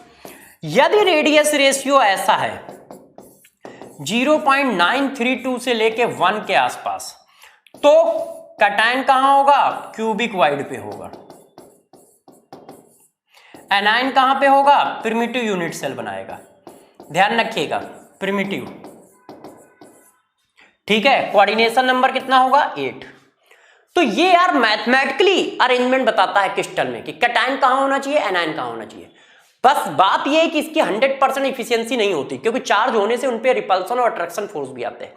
मगर लगभग ये मैथमेटिकल इतनी बात बता देता है कि किसका किसका क्या क्या रेडियस रेशियो होना चाहिए, किसका किसका क्या क्या रेडियस रेशियो होना चाहिए, ये बात वो बता देता है। ध्यान रखिएगा कि किसका किसका क्या क्या रेडियस रेशियो होना चाहिए। तो इस बात को जरा अब गौर से आगे समझो कि रेडियस रेशियो हम लोगों ने निकाल लिया, रेडियस रेशियो की वैल्यू ये आ रही है। अब बातों को और आगे ले चलते हैं। रेडियस रेशियो के बेसिस पे क्रिस्टल पढ़ने, तो क्रिस्टल को किस तरह से डिवाइड किया जाता है ये बताते हैं। तो जरा देखो, अब जरा ध्यान देखिए, आयनिक क्रिस्टल, आयनिक क्रिस्टल। देखो मेरे दोस्त, आयनिक क्रिस्टल कैसे डिवाइड किए जाते हैं। आयनिक क्रिस्टल को हम 2 पार्ट में डिवाइड करते हैं। एक पार्ट होता है 1:1, जब कैटायन भी 1 हो, एनायन भी 1 हो, इनको बोलते हैं AB टाइप। और एक पार्ट होता है 1:2 या फिर AB2 टाइप। या फिर इसी को बोल सकते हो A to B टाइप, 1:2 या 2:1, दो टाइप के होते हैं। ये देखो, जब कैटायन एक हो एनायन दो हो, एनायन एक हो कैटायन दो हो, या फिर दोनों सेम रेशियो में, इसके अंदर हमें जो क्रिस्टल पढ़ने हैं वो ये पढ़ने हैं, NaCl, ZnS और CHCl। तो जरा देखो 1:1 के अंदर हमें 3 क्रिस्टल पढ़ने हैं मेरे दोस्तों, और इसके अंदर 2 पढ़ने हैं, एक CaF2 और एक Na2। CaF2 को फ्लोराइड क्रिस्टल बोलते हैं और इसको एंटी फ्लोराइड क्रिस्टल बोलते हैं। इसका जस्ट अपोजिट अरेंजमेंट होता है, इसलिए एंटी फ्लोराइड। अभी अरेंजमेंट भी आएगा, एंटी फ्लोराइड क्रिस्टल बोलते हैं। तो CaF2 को क्या बोलते हो? फ्लोराइड क्रिस्टल, और N2O को क्या बोलते हो? एंटी फ्लोराइड क्रिस्टल बोलते हो। ठीक है, अब यार बातों को जरा गौर से मेरी बातों को समझिएगा। क्यों? बातों को समझना बहुत इंपॉर्टेंट है, उसी से सब कुछ आता है। तो अब आपको एक एक करके इन क्रिस्टल को पढ़ना है। तो क्रिस्टल को कैसे पढ़ना है, जरा इस बात पे फोकस करते हैं। सबसे पहले पढ़ते हैं NaCl क्रिस्टल, कि NaCl क्रिस्टल क्या होता है, कैसा होता है। अब मेरी बातों को गौर समझो, क्रिस्टल से क्वेश्चन आते हैं। क्वेश्चन 3 जगह से गिरते हैं, यूनिट सेल से, पैकिंग से, क्रिस्टल से, और बचे हुए क्वेश्चन किससे? डिफेक्ट से। तो क्रिस्टल से सबसे ज्यादा क्वेश्चन आते हैं। तो क्रिस्टल में क्या क्या बातें याद होनी चाहिए? सबसे पहले NaCl क्रिस्टल में क्या बातें याद होनी चाहिए? NaCl क्रिस्टल को ही रॉक सॉल्ट क्रिस्टल कहते हैं, रॉक सॉल्ट क्रिस्टल। पहली बात तो ये आ गई कि यार NaCl क्रिस्टल को ही रॉक सॉल्ट क्रिस्टल बोला जाता है दोस्तों। अब इसमें होता क्या है? पहली बात हमें पता होनी चाहिए अरेंजमेंट, कि कौन कहां पे है और किससे टच कर रहा है। सबसे पहली बात हमें क्या पता होनी चाहिए? अरेंजमेंट। अरेंजमेंट बहुत इंपॉर्टेंट चीज है। यदि अरेंजमेंट नहीं पता है तो हमको कुछ नहीं पता है। तो देखो अरेंजमेंट क्या है। सोडियम आयन कहां होता है? ऑल ऑक्टाहेड्रल वाइड पे होता है। सोडियम आयन दोस्त कहां है? सभी के सभी ऑक्टाहेड्रल वाइड पे। और Cl आयन कहां होता है? Cl आयन जो होता है FCC यूनिट सेल में होता है। क्यों? क्योंकि उसने CCP पैकिंग की होती है। CCP पैकिंग का मतलब ABC पैकिंग की होती है। तो पहले तो लोकेशन, तो इसका मतलब यूनिट सेल कैसे बनाओगे? Cl आयन कहां होगा? कॉर्नर पे और फेज के मिड पॉइंट पे। ये देखो Cl आयन कहां है? ये Cl आयन है। देखो ब्लू वाला कौन है? Cl ion. रेड वाला कौन है? Sodium ion. ये देखो Cl है, ये देखो Cl है कॉर्नर पे। ये देखिए कॉर्नर पे Cl है, आ गया। फिर कहां है? फेज के, ये देखो कॉर्नर। अब फिर कहां है? फेज के मिड पॉइंट पे। ये देखो फेज का मिड पॉइंट, ये देखो फेज का मिड पॉइंट, ये देखो फेज का मिड पॉइंट। अब ये देखना, अच्छे से देखना, ये देखो फेज का मिड पॉइंट, ये इस पीछे वाले फेज का मिड पॉइंट, ये आगे वाले फेज का मिड पॉइंट, ये तो कॉर्नर है। तो Cl आयन कहां है? ब्लू। अब सोडियम आयन कहां पे है? ये देखो रेड कलर, रेड कलर वाला सोडियम आयन है। रेड कलर वाला सोडियम आयन कहां पे है? ये देखो एज हुई, एज का मिड पॉइंट, ये एज हुई, एज का मिड पॉइंट, ये एज हुई, एज का मिड पॉइंट, एज का मिड पॉइंट, ये एज है, एज का मिड पॉइंट, ये एज है, एज का मिड पॉइंट, ये एज है, एज का मिड पॉइंट। ठीक है, ये एज है, एज का मिड पॉइंट, ये एज है, एज का मिड पॉइंट, ये वाली एज है इस एज के मिड पॉइंट पे, ये वाली एज है इस एज के मिड पॉइंट पे, ये वाली एज है इस एज के मिड पॉइंट पे, और ये सेंटर ऑफ क्यूब पे, ये सेंटर ऑफ क्यूब। तो जरा गौर से मेरी बातों को समझिए। Cl आयन कहां पर है? Cl आयन मेरे दोस्तों किस जगह पे है? Cl आयन जो है वो FCC अरेंजमेंट करके बैठा हुआ है इस तरह से। Cl आयन हमारे पास कॉर्नर पे है और फेज के मिड पॉइंट पे है। ये देखो इस तरह से Cl आयन है। आप चाहें तो मैं 2 मिनट में इसको बना भी दूंगा। ये Cl आयन है, ये देखिए Cl आयन कहां पे है? कॉर्नर पे है, सभी कॉर्नर पे और फेस के मिड पॉइंट पे है इस तरह से। ये देखो, और सोडियम आयन कहां पे है? सोडियम को मैंने रेड से ले लिया है, एज के मिड पॉइंट पे। ये देखो जितनी भी एज है उन सब के एज के मिड पॉइंट पे कौन है? सोडियम है। सोडियम को हमने रेड कलर से रिप्रेजेंट कराया है। ठीक है, ये देखो जितनी भी एज है उन सब के मिड पॉइंट पे हमारा सोडियम है। ये देखिए, और एक सोडियम कहां है? सेंटर ऑफ क्यूब पे, ये है। इस तरह का क्रिस्टल है NaCl का क्रिस्टल। और ये बात हमें बहुत अच्छे से याद होनी चाहिए। क्यों? क्योंकि बहुत इंपॉर्टेंट है। दूसरा पॉइंट जो होता है, अब नया बताने जाता हूं, अभी तक बच्चों ने समझा नहीं है, बताया नहीं है। Number of formula unit. Number of formula unit को हम क्या बोलते हैं प्यारे बच्चों? Z बोलते हैं। नंबर ऑफ फार्मूला यूनिट अभी तक नहीं बताई गई है। अब यहां से नंबर ऑफ फार्मूला यूनिट निकालना होता है। तो नंबर ऑफ फार्मूला यूनिट होता क्या है? तो नंबर ऑफ फार्मूला यूनिट होता है टोटल नंबर ऑफ फार्मूला, ठीक है, या फिर molecules present in single unit cell. Single unit cell में उस मॉलिक्यूल के कितने फार्मूले हैं? सिंगल यूनिट सेल में उस मॉलिक्यूल के कितने फार्मूले हैं? ये होता है Z, number of formula unit. ये कैसे निकाला जाता है? तो यार आपके लिए 2 मिनट का काम है, अभी देखो आप निकाल दोगे। कैसे? जरा इस बात को अच्छे से समझिए। देखो बेटा, सोडियम आयन कहां पर है? सोडियम आयन ऑक्टाहेड्रल पे है। यदि बच्चों वो ऑक्टाहेड्रल पे है तो ऑक्टाहेड्रल पे कितने एटम होते हैं? 4। Cl आयन कहां पे है? Cl आयन FCC अरेंजमेंट है। यदि FCC अरेंजमेंट है तो कितने एटम होंगे? 4। इसका मतलब 4 Na और 4 Cl मिलके कितने मॉलिक्यूल बनाएंगे? 4 NaCl बनाएंगे ना। और एक यूनिट सेल में जितने मॉलिक्यूल होते हैं उसी को क्या बोलते हैं? Z, number of formula unit. How many molecule are present in one single unit cell? तो एक सिंगल यूनिट सेल में कितने NaCl के मॉलिक्यूल प्रेजेंट है? 4। क्यों? 4 सोडियम एटम है, 4 Cl एटम है, तो 4 सोडियम 4 Cl एटम मिला के 4 मॉलिक्यूल बनाएंगे ना, इस तरह से। तो नंबर ऑफ फार्मूला यूनिट याद रखना बहुत जरूरी है, काम की बात है। अगला पॉइंट होता है कोऑर्डिनेशन नंबर। अगला पॉइंट क्या होता है? Coordination number. तो दोस्तों कोऑर्डिनेशन नंबर क्या होगा जरा बताना। सोडियम कहां पे है? ऑक्टाहेड्रल पे है। ऑक्टाहेड्रल पे है तो कितने एटम से घिरा होगा? 6। Cl कहां पे है? कॉर्नर पे है FCC है ना। तो FCC का अरेंजमेंट क्या होता है? FCC का अरेंजमेंट कॉर्नर है। अब जरा गौर से मेरी बात को समझिएगा। मैंने आपको पढ़ाया था कि नियरेस्ट लोकेशन पर कितने एटम हैं, है ना। तो जरा बताओ, इसका कोऑर्डिनेशन नंबर निकाल रहे हो, तो जब इसका कोऑर्डिनेशन नंबर निकाल रहे हो तो इसके सबसे नियरेस्ट कौन है? ये है सोडियम। और सोडियम जो सबसे नियरेस्ट है वो कहां पे रखा है? वो मेरे दोस्तों कहां पे रखा है? लेंथ पे रखा है। और यदि कोई चीज लेंथ पे रखी है तो उसका कोऑर्डिनेशन नंबर मैंने पीछे कितना पढ़ाया था? 6। जैसा Na का कोऑर्डिनेशन नंबर वैसा ही Cl का कोऑर्डिनेशन नंबर। दोस्तों अब बातों को और आगे बढ़ा लो। तो देखो यार, कितनी बातें किसी भी क्रिस्टल में हमें अच्छे से याद रहनी चाहिए। पहली, उसका अरेंजमेंट क्या है। दूसरा, उसका फार्मूला यूनिट क्या है, ठीक है। तीसरा, उसका कोऑर्डिनेशन नंबर। अब किसी भी क्रिस्टल में किस तरह के क्वेश्चन पूछे जा सकते हैं उस बात को डिस्कस कर लेते हैं।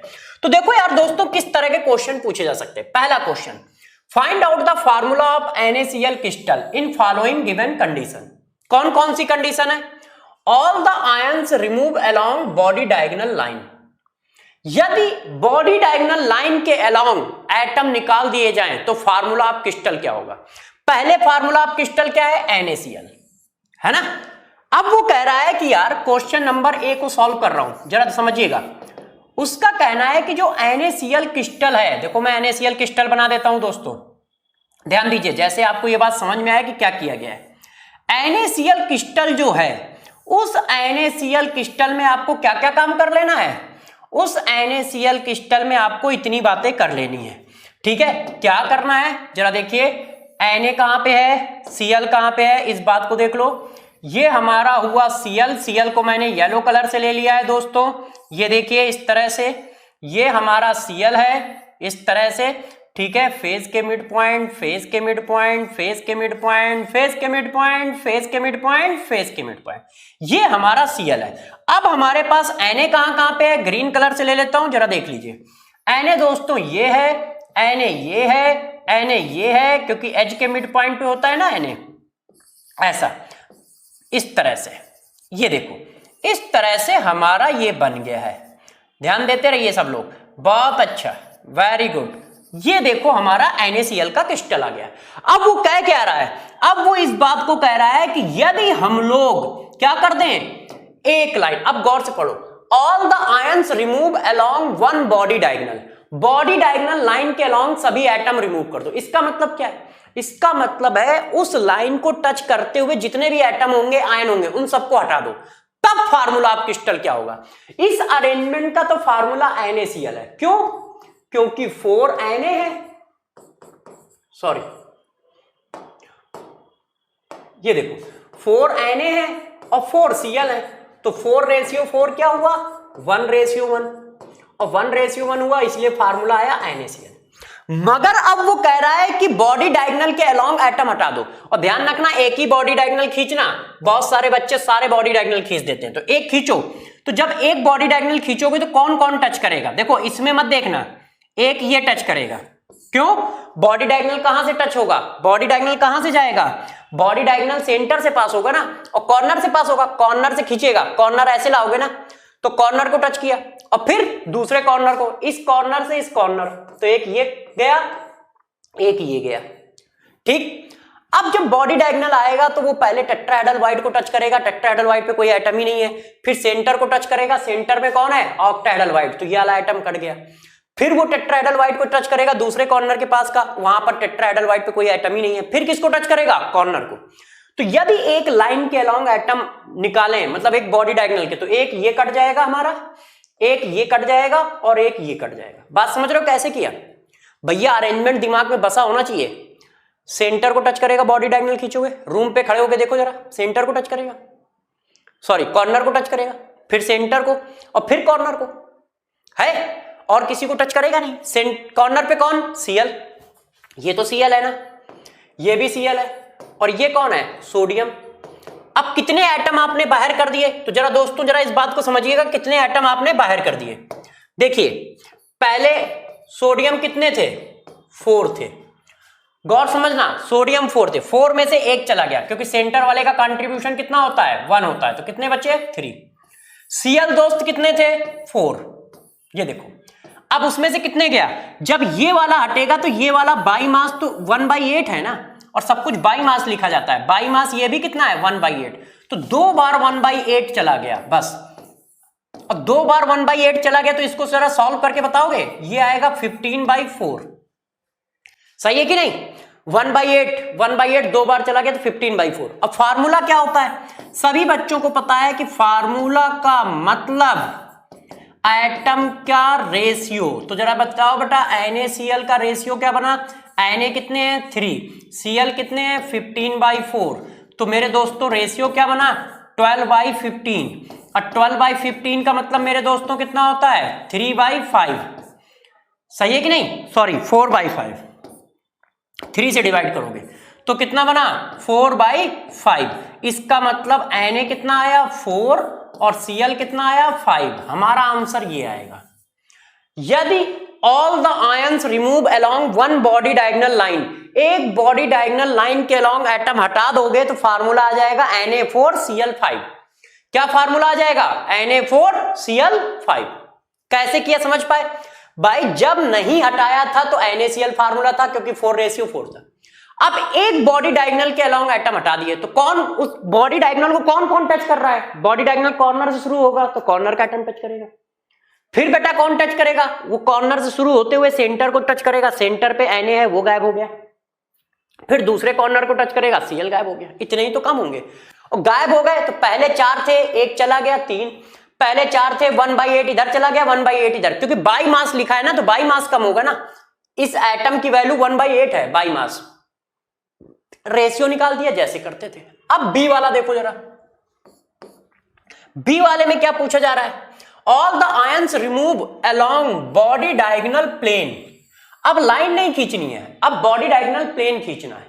तो जब मेरे दोस्तों प्लेन खींचोगे तो जरा देखो क्या आएगा, प्लेन तो ऐसे आता है ना, ये देखो, तो देखो प्लेन खींच रहे हैं, प्लेन में देखो कौन कौन टच करेगा, गौर से देखिएगा कौन कौन टच कर रहा है प्लेन में। प्लेन में बहुत सारे एटम टच करेंगे, इस तरह का प्लेन आएगा, ये देखो, ये प्लेन कट किया है तुमने ऐसा। अब जब ये प्लेन कट होगा तो जरा देखो कौन कौन से एटम आएंगे इसमें, और फार्मूला ऑफ द क्रिस्टल क्या बनेगा। मैं बी पार्ट इधर सॉल्व कर दे रहा हूं, गौर समझिएगा बी पार्ट कैसे कर रहा हूं। सोडियम एटम कितने हैं, सोडियम एटम मेरे दोस्तों कितने हैं 4। अब 4 में से कितने कम हो गए, माइनस करो जरा। देखो आप क्या कर रहे हो, प्लेन खींच रहे हो, प्लेन पूरा लाइन पे आएगा, पर्दा डाल दो बस, डायगनली एक क्या करो कर्टेन डाल दो पूरा। देखो किसको किसको टच कर रहा है, तो पहले तो वो दोनों कॉर्नर को टच करेगा। ये देखो इस कॉर्नर को टच कर रहा है, इस कॉर्नर को टच कर रहा है। यदि इनको टच कर रहा है तो क्या गैप हुआ, एक Cl यहां से गैप हुआ, एक Cl यहां से गैप हुआ, एक Cl यहां से गैप हुआ, एक Cl यहां से गैप हुआ। ठीक है, तो पहले चलो Cl ही निकाल लेते हैं। 4 थे तो 4 इंटू 1/8, एक 1/8, 2 1/8, 3 1/8, 4 1/8, 1 इंटू 1/8। ये वाला गायब हुआ, ये हाफ है, ये वाला गायब हुआ, ये हाफ है, तो half into half, 2 half half वाले गायब हुए। समझ पाए कैसे गायब हुए? अरे भाई जब वो प्लेन है तो प्लेन तो क्या है, फेस को टच करता हुआ जाएगा ना यार, छत को भी तो टच करेगा, और छत के फेस के सेंटर पे कौन है, Cl है ना। ये देखो इसको टच करेगा ना, है कि नहीं? ये देखो एक इसको टच करेगा, एक इसको टच करेगा, क्योंकि ऐसे जा रहा है ना। तो कितने Cl हो गए मेरे दोस्तों, तो यदि अच्छे से देखो ये 1 हो गया और ये आधा हो गया, तो ये 5/2 आया। अब Na चेक करो, 4 माइनस एक Na ये गया, ठीक है, एक Na ये गया, इनका कंट्रीब्यूशन कितना होता है 1/4, H पे रखे हैं 1/4।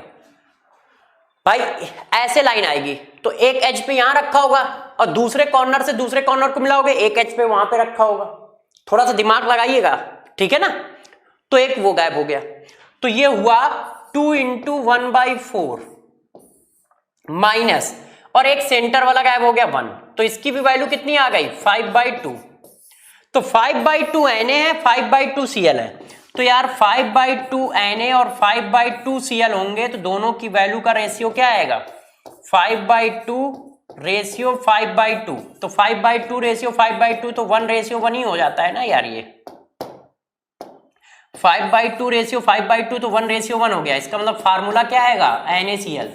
NaCl था, NaCl रहेगा, NaCl था, NaCl रहेगा। वो बात अलग है, एटम के नंबर चेंज हो गए, पहले 4 एटम थे अब 2.5 एटम है। 5/2 का मतलब 2.5 एटम है।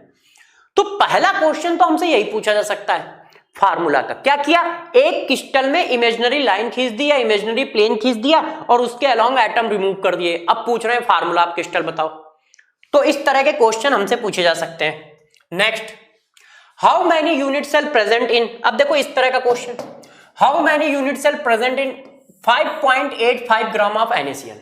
5.85 ग्राम ऑफ NaCl में कितने यूनिट सेल है, 5.5 ग्राम ऑफ NaCl में कितने यूनिट सेल है? तो ये तो बड़ी खतरनाक बात है, कैसे निकालें? तो जरा दिमाग लगाओ, मेरे क्वेश्चन का जवाब दो। एक यूनिट सेल में कितने मॉलिक्यूल है NaCl के? 4। Z की वैल्यू 4 निकाली थी ना।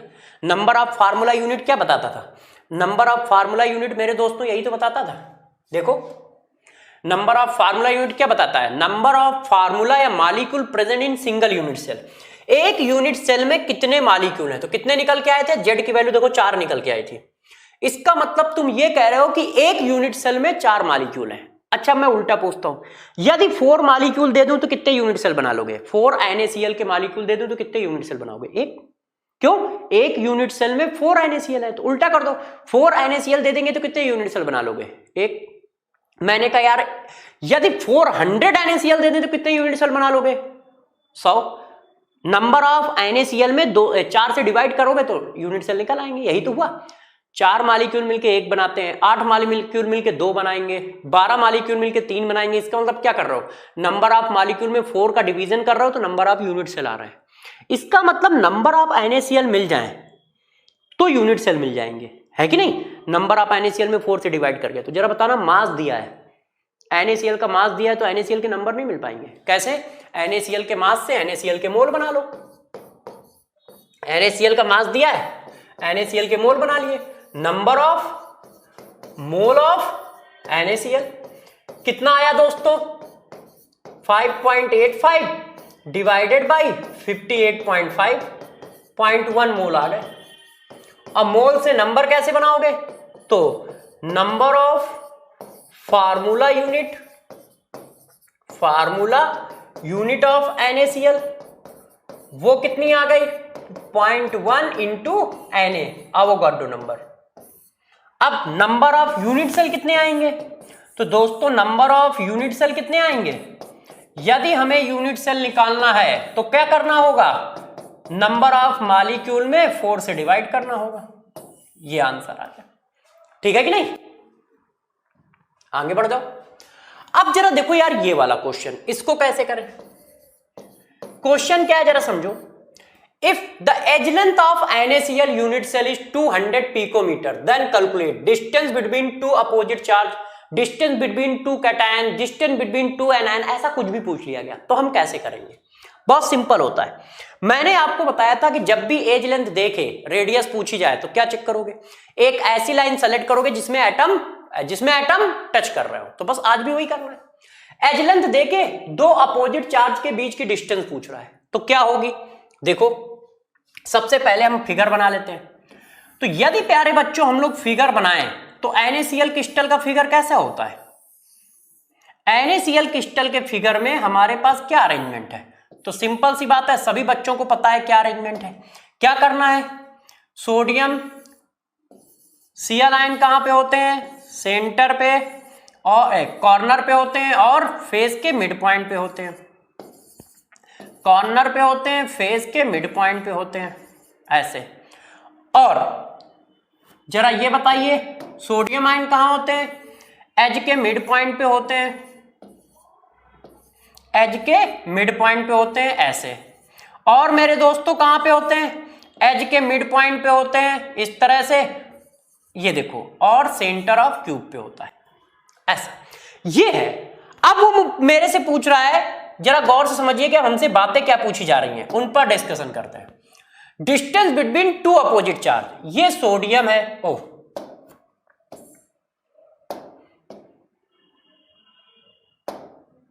देखो बच्चों, ये सोडियम है तो सोडियम पे प्लस, Cl पे माइनस, दो अपोजिट चार्ज की डिस्टेंस यही तो है। तो ये पूरी डिस्टेंस a है तो उसका आधा क्या हुआ? a/2। इसका मतलब पहले वाले का आंसर क्या हो गया?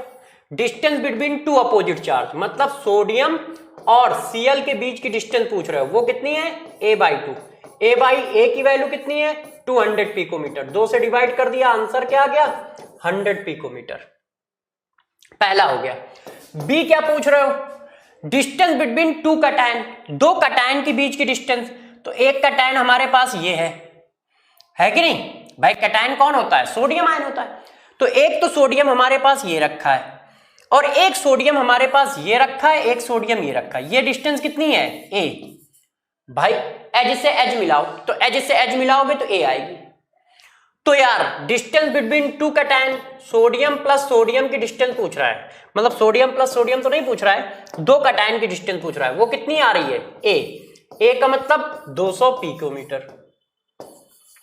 Distance between two anion, anion कहां पे है? ये है और ये है, ये Cl है ना, और ये भी Cl है। तो ये कितनी है? फेज डायगोनल का आधा, a√2 डिवाइडेड बाई 2। क्यों? क्योंकि ये फेज डायगोनल का आधा है ना दोस्त। तो फेज डायगोनल का आधा है तो 200 डिवाइडेड बाई √2 पिकोमीटर। बात समझ पाए भाई? Distance between two opposite charge a/2, distance between to positive charge a, distance between to negative charge a√2 divided by 2। बस आंसर आ गया। तो इस तरह के जब भी कोई क्वेश्चन आएंगे तो क्रिस्टल का अरेंजमेंट याद होगा तो कर लोगे, नहीं याद होगा तो नहीं कर पाओगे। तो क्रिस्टल का अरेंजमेंट जरूर याद होना चाहिए। ठीक है मेरे दोस्तों। अब देखो ये क्या question, the edge length of, fourth number, the edge length of NaCl unit cell is 200 picometer. वो कह रहा है कि यार एज लेंथ जो है वो 200 पिकोमीटर है। मैंने कहा ठीक है। The radius of Cl ion जो है वो 60 पिकोमीटर है। मैंने कहा ठीक है। रेडियस ऑफ एनायन पूछ रहा है। मैंने आपको अभी बताया है कि जब भी कहीं एज लेंथ और रेडियस के बीच में कुछ भी किया जाए, बस एक ऐसी लाइन सेलेक्ट करो जिसमें ये सब टच कर रहे हैं। तो देखो ये ऐसी लाइन सेलेक्ट कर लो, ये कैटायन है और ये एनायन है, एक दूसरे को टच कर रहे हैं। चाहो तो ये लाइन सेलेक्ट कर लो, चाहो ये पूरी लाइन सेलेक्ट कर लो, है कि नहीं? एनायन और कैटायन क्या होने चाहिए? एक दूसरे को टच करते रहने चाहिए। मैंने कहा था ऐसा कोई भी क्वेश्चन हो तो बस एक काम किया करो, एक ऐसी लाइन सेलेक्ट करो जिसमें वो एक दूसरे को टच कर रहे हो। तो देखो ये लिखा है Cl, ये लिखा है मेरे प्यारे बच्चों Na, और फिर ये लिखा है Cl, ऐसा ही तो होता है एक लाइन में। अब चाहो तो इसको पूरा A है, तो आप चाहें तो A बराबर A का मतलब 200 बराबर 2R मतलब 2Na positive plus 2Cl negative, 2Cl negative. क्यों? R ये हो गई, R ये हो गई, और ये क्या हुआ 2R। अब इसको सॉल्व कर लो, तो 100 इक्वल टू Na पॉजिटिव निकालना है और Cl निगेटिव कितना होता है 60, तो Na पॉजिटिव इक्वल टू कितना आ गया 40 पिकोमीटर आ गया। बस क्वेश्चन हो गया। ठीक है ना प्यारे बच्चों? तो जरा देखो यार प्यारे बच्चों, इतनी बातें हम लोगों ने कर ली हैं, इन बातों को आपको अच्छे से ध्यान रखना है। तो आज हम लोगों ने NaCl क्रिस्टल पढ़ाया और NaCl क्रिस्टल में किस तरह से क्वेश्चन पूछे जा सकते हैं ये पढ़ाया। जैसे NaCl में क्रिस्टल पूछे जा सकते हैं उसी तरह से डिट्टो बाकी क्रिस्टलों में भी पूछे जा सकते हैं। CsCl में क्रिस्टल में भी पूछे जा सकते हैं, ठीक है, और ZnS में भी पूछे जा सकते हैं, CaF2 में पूछे जा सकते हैं, Na2O में भी पूछे जा सकते हैं। तो नेक्स्ट क्लास में जो हमारा डिस्कशन होगा वो इस बात का होगा डेंसिटी ऑफ क्रिस्टल क्या है और बाकी सारे क्रिस्टल के अरेंजमेंट और डिफेक्ट। तो नेक्स्ट क्लास में जब हम लोग मिलेंगे तो डेंसिटी ऑफ क्रिस्टल डिस्कस करेंगे, ठीक है, बाकी चीजों को डिस्कस करेंगे, डेंसिटी ऑफ क्रिस्टल, बाकी बचे हुए क्रिस्टल के अरेंजमेंट और डिफेक्ट को। तब तक के लिए आप लोग खूब अच्छे से पढ़ाई करते रहें और पूरी ताकत से मेहनत करें और चीजों को रिवाइज जरूर करके आएं। तो नेक्स्ट क्लास में दोनों चीजों को रिवाइज भी करके आइएगा। तब तक के लिए ऑल द बेस्ट, खुश रहें।